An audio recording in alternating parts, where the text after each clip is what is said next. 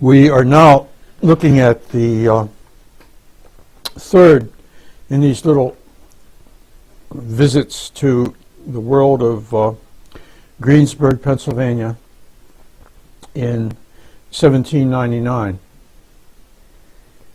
That was the year that the first census was held in town. It was not a federal census. It was just a census to find out how many taxable people that there might be there.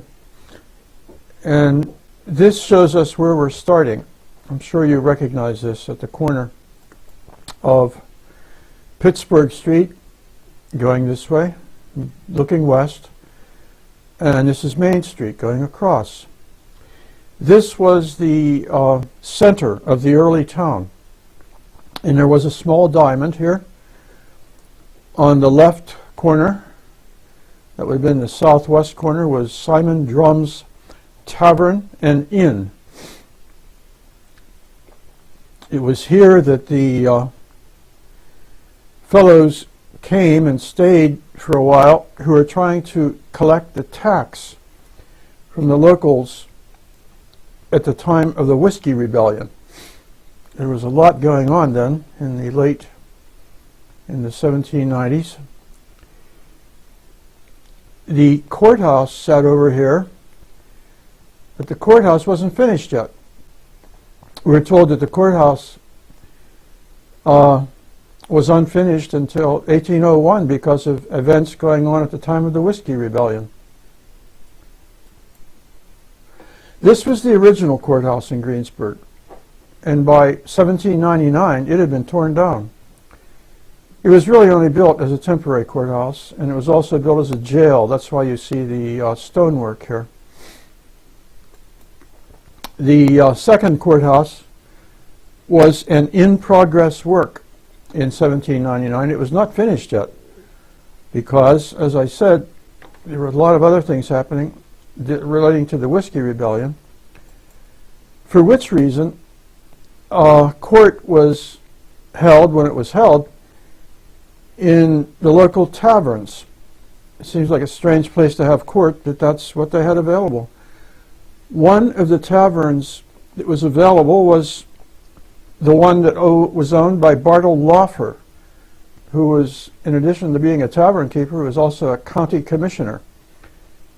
Right on the corner here, on this corner of Maple Avenue, looking south, and the downhill slope of East Pittsburgh Street, Bartle Offer had his tavern, and also they held court there sometimes. Today, if you were looking at that lot, you'd see the YMCA sitting there. It extends from Maple Avenue down to the alley behind the building, and in the lower part of that lot was a distillery. Had been built by the McCaskey brothers. Brewery and distillery. John and James McCaskey were advertising their distillery for rent. They were Masons. They show up in the census as Masons. Also in the census you might see McCorkle, William McCorkle, John Snowden.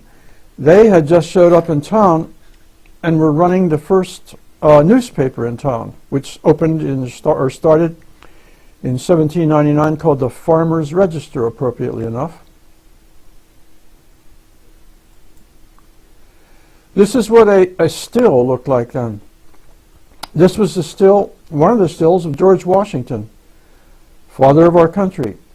And we're told that Washington rode out at the head of an army to put down the Whiskey Rebellion. The person becomes curious how much tax he was paying on the products of his still. And we look at Main Street. This is Main Street, Ottoman Street going across. There was a clockmaker up here, right on this corner, Henry Wise, and he showed up in the census.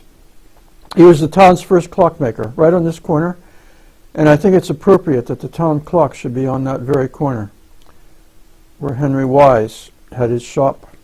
That's one of Henry Wise's clocks. It's now taken care of by the museum. And another look at Main Street with 2nd Street gone across. This was William Harris, a brickmaker, who made bricks, but not on that corner.